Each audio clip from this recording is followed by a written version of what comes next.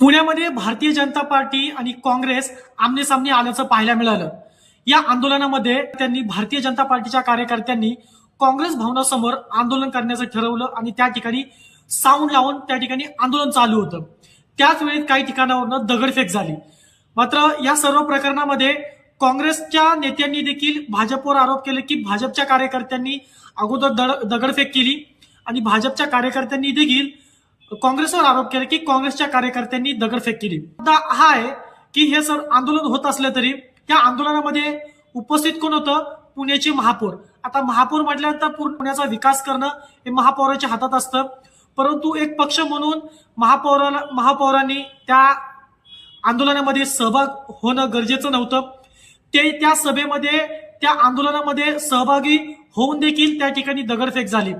मित्रांनो, व्हिडिओमध्ये तुम्ही पाहू शकता। व्हिडिओमध्ये मी सांगणार याच्यापेक्षा तुम्ही त्या व्हिडिओमध्ये पहा की दगडफेक कोणाकडनं होते आणि तुम्ही तर्क लावा की महाराष्ट्रामध्ये सध्याचं राजकारण कसं चाललंय। जर हर्षवर्धन सकपाळ यांच्या विरोधामध्ये भारतीय जनता पार्टी आंदोलन करत होती, हर्षवर्धन सकपाळच्या विरोधात जी विचारांची वैचारिक जे आंदोलन आहे ते आंदोलन करणं गरजेचं आहे। कायद्याने आंदोलन करण्यासाठी प्रत्येकाला अधिकार दिलाय, परंतु कायद्याने आंदोलनाचा अधिकार दिला असला तरी तुम्ही दगडफेकीचा अधिकार मात्र कायद्याने दिलेला नाही। मात्र कायदा हातात घेण्याचं काम काही कार्यकर्ते करताना दिसत आहे आणि महाराष्ट्राच्या राजकारणासाठी ही लाजिरवाणी गोष्ट आहे।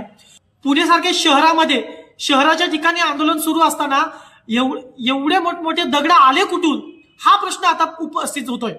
कारण हे सर्व होत असलं तरी पोलीस प्रशासन कशा पद्धतीने कारवाई करतंय हे देखील महत्वाचं आहे। काही कार्यकर्त्यांना, काँग्रेसचे कार्यकर्ते असतील, भारतीय जनता पार्टीचे कार्यकर्ते असतील, त्या कार्यकर्त्यांना देखील आता ताब्यामध्ये घेण्यात आलेलं आहे।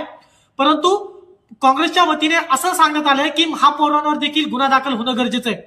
मित्रांनो, तुम्हाला माहिती आहे सत्ता कोणकोणत्या ठिकाणी कशा प्रकारे सत्ता येते आणि कुणाची सत्ता असल्यानंतर कशा पद्धतीचं आंदोलन होत आहे, कशा पद्धतीचं ते वातावरण चिघळण्याचा देखील प्रकार घडत आहे। नक्कीच पोलीस प्रशासन कशा पद्धतीने कारवाई करतंय, निपक्षपाती कारवाई करतंय का हे देखील आता महत्वाचं ठरणार आहे।